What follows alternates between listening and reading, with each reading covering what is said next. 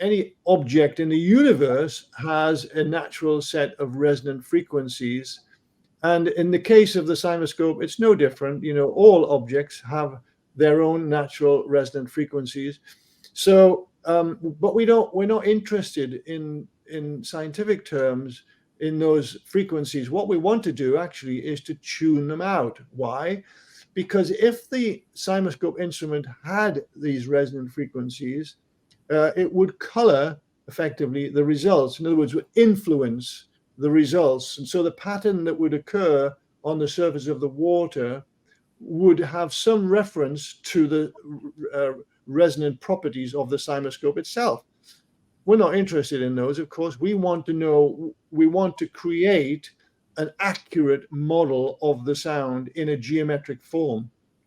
So what we do is we first analyze the resonances in the sarcophagus, and then having analyzed them, in other words, having identified them, we then tune them out electronically so that there's a flat response now. Any frequency that you put in is then, we then gain an accurate analog, an accurate geometric model of that sound. In other words, it's the sound made visible.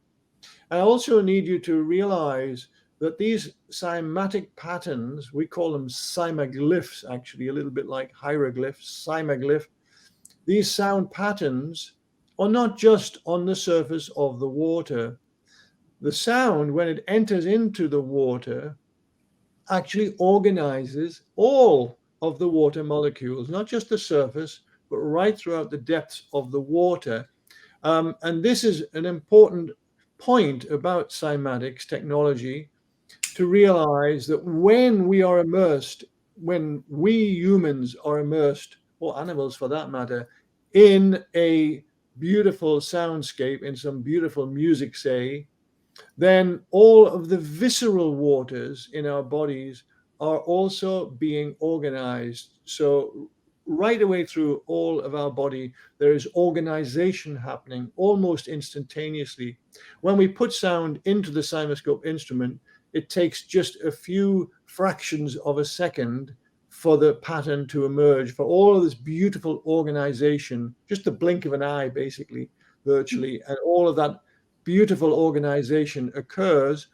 And also, I'd like, another takeaway from this, little conversation, I'd like everyone to remember, is that when you're immersed in a beautiful soundscape, then all of the cells in your body that have a membrane, and that's virtually all of the cells, trillions and trillions of them, they have membranes.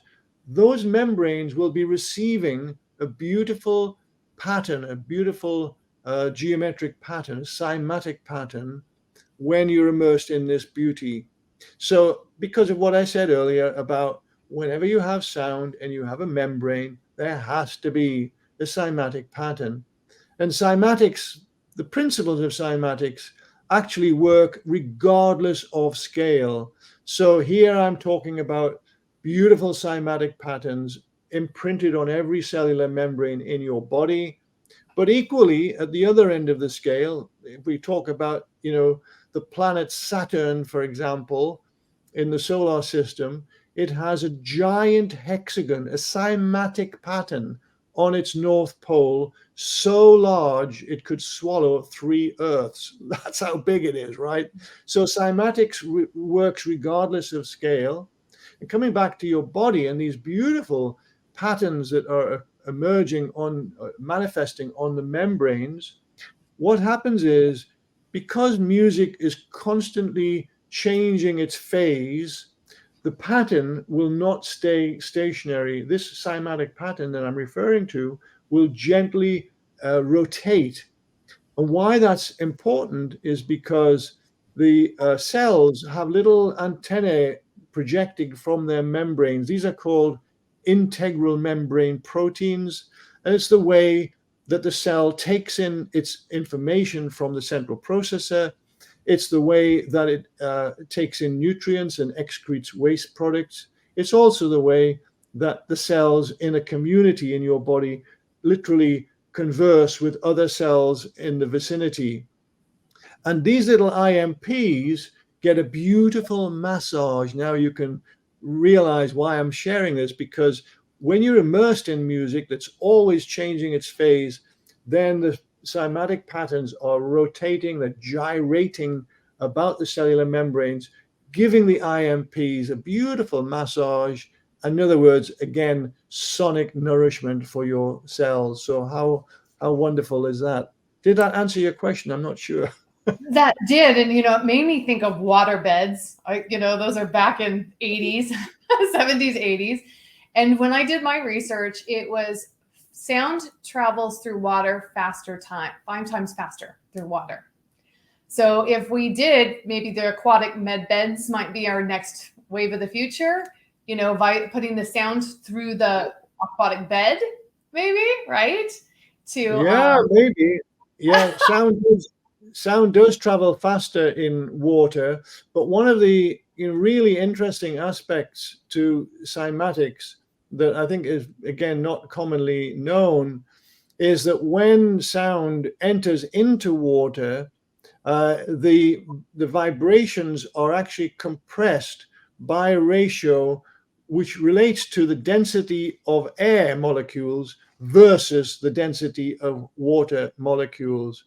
And this is why when sound, even low frequency sounds, are injected into the Cymascope instrument, we can make them visible. I'm going to give you an example here, that the 27.5 hertz frequency, which is obviously a very, very low frequency, it's the lowest note on a piano, right?